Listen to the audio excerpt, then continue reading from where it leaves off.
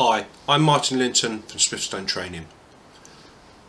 I'm going to talk about the importance of having a business plan.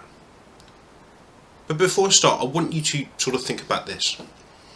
If you are going on a journey, let's say a holiday, you'll know where you live or where you're starting from, and you will know where it is that you are going to. You will take into account a number of things. How am I going to get there? The method of travel. What time do I need to leave? What journey or what route am I going to take? Do I need to take any breaks? Is there anything that I need to get for that journey? All those different things. We do it as a matter of course, we do it every day. Yet, you would be surprised how many people in business are like, my business plan's up here, I haven't got it written down, I don't know what to do, I've got no idea. Right, let me stop you there. It's no different to planning that holiday journey. Yes, you're going to be putting different things into your business plan, but the concept is very much the same, and that is the point that I'm trying to get across. A business plan has a number of purposes. What I find is it's helpful to keep me on track. I write down what my plan is. I have my short-term objectives, my middle term, and the longer term objectives. Okay? Your plan is unique to you. Some plans have, this is what I'm going to do in 0 to 6 months of trading. Some then have 6 to 12, and then 2 years plus. Your plan, if your business requires it, can go month to month. There is no set time on what you put in your plan. Okay, it's going to make sense to you. Yes, okay, often people think business plan because I'm applying for finance. And yes, that is a vital thing. If you are going to your bank, or you're going to a financial institution, or even a private investor, they are going to want to know that their money is going to be safe. They're going to want to know what you are doing with that money, and more importantly, what return are they going to get on that? Because at the end of the day, they're businesses as well, and they're not just going to throw money at something that is a non-starter. Okay, I'm going to come back to finance in a second.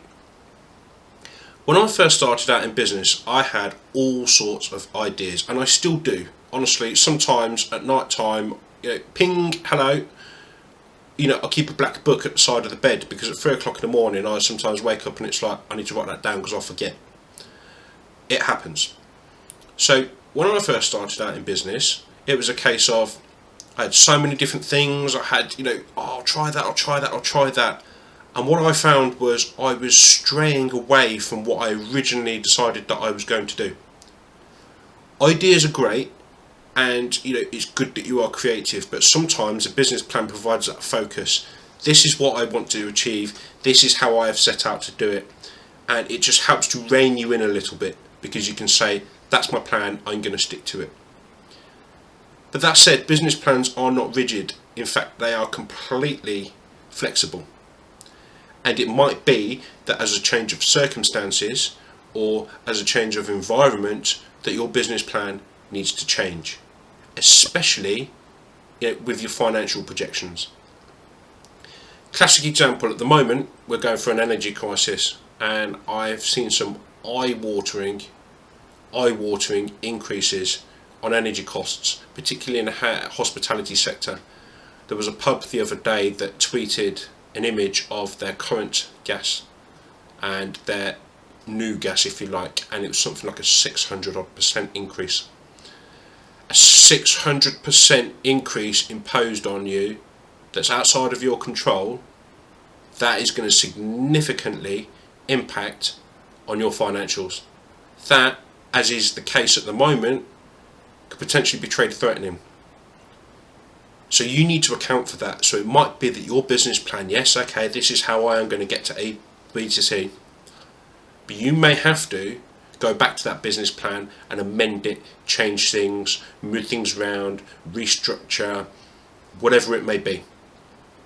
Okay, so don't think that your business plan is solid and cannot be changed. It absolutely can.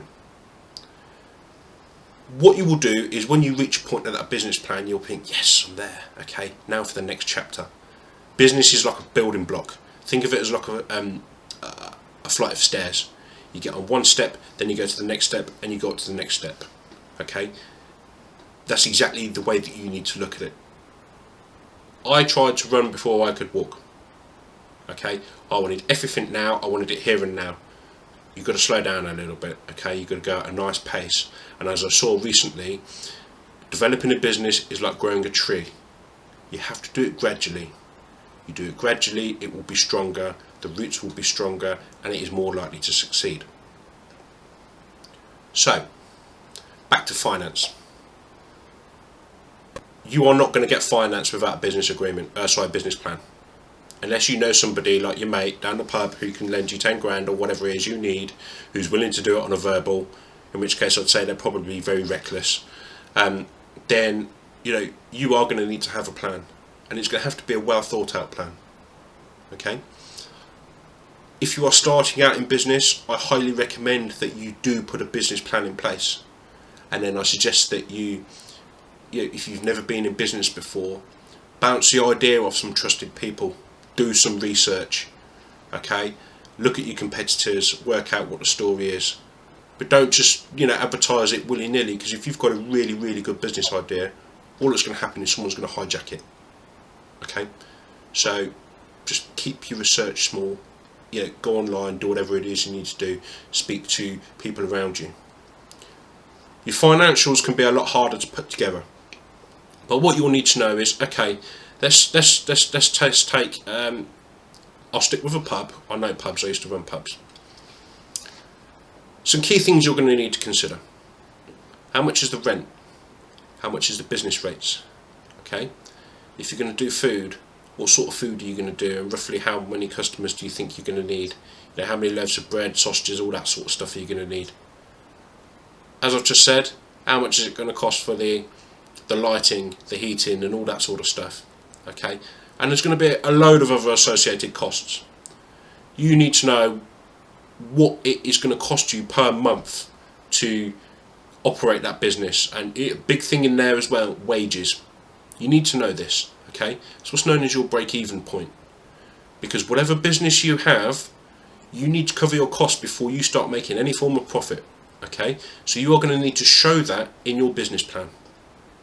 And you need to show, I'm going to make X amount from these sales, whether it be food, whether it be drink, whether it be whatever it is. Okay, this is my break-even point. I estimate that with current custom, I can get ABC in and go from there. You're going to have to show those figures. I'm not going to lie to you, it can be a very daunting task, but there is help out there. What can I do? Well, the short answer is, I am not a business coach. I am not going to sit down and give you strategies to help you make millions. There are other people who do that. But what I can do is provide a solution to you in the form of an online training course where you can learn all about business plans, how to implement them, what to do, and how to use them. www.swiftstonetraining.com. In the business section, how to write a business plan. If you're watching this on YouTube, the link is below. If you're listening on the podcast, the link is below. If you're watching this on Facebook, the link is below. Or you can look us up. Business planning is absolutely vital. Okay, without it, you're going to have complications. Okay, you're going to stray off path. You are going to potentially lose your way. Just do one. Okay, they don't have to be very complex. Some of the best business plans I've seen have been extremely brief, but they're short to the point. You get the picture. That's where I am. That's where I'm going. This is how I'm going to do it. If you want an idea as to what business plans look like, go on the internet, put into your search engine business plan template. You'll get loads of them come up. Okay, you can make your own, or you can adapt free templates that are on the internet. Just get something down. Okay, that's what I urge you to do. Get your plan, review it regularly, set yourself some small but achievable, and that's the key thing here, achievable aims. You'd be surprised how many people put a business plan and say, I'm going to make £2 million in the first year, or I'm going to turn £2 million over. Okay, if you can do that, great, but be reasonable. I would aim lower, and if you have anything over, it's a bonus.